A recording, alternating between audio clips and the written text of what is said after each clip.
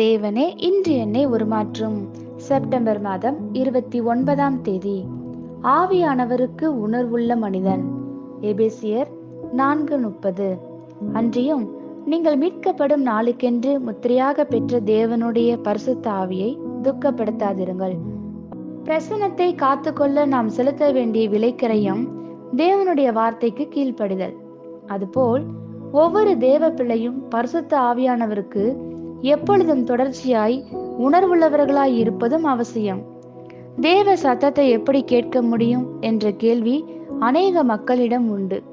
இதற்கு பதில் மிகவும் சுலபம். பரிசுத்த ஆவியானவருக்கு உணர்வு உள்ளவர்களாய் இருங்கள். இது ஒரு நாள் இரவிலே கிடைத்துவிடக்கூடிய அனுபவம் அல்ல. ஒரு மனிதன் தொடர்ந்து தேவனுக்கு கீழ்ப்படிதலுடன் நடப்பதின் மூலமாகவே இதை பெற முடியும். எந்த ஒரு மனிதனையும் நாம் புரிந்து கொள்ள வேண்டுமென்றால் ஒரு உறவை உருவாக்கி கொள்வது அவசியம். நாம் அவர்களை கவனித்து அவர்களுடைய விருப்பு வெறுப்புகளை புரிந்து கொண்டு அவர்களுடைய தேவைகளுக்கு சரியான பதிலளிக்கக்கூடிய ஒரு ஸ்தானத்தில் இருக்க வேண்டும்.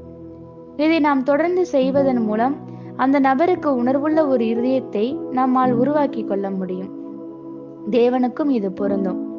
அவருடைய எழுதப்பட்ட வார்த்தைக்கு கீழ்ப்படிவதில் இது துவங்குகிறது. காணக்கூடியதற்கு கீழ்ப்படிவது காணக்கூடாததற்கு கீழ்ப்படிய நமக்கு உதவுகிறது.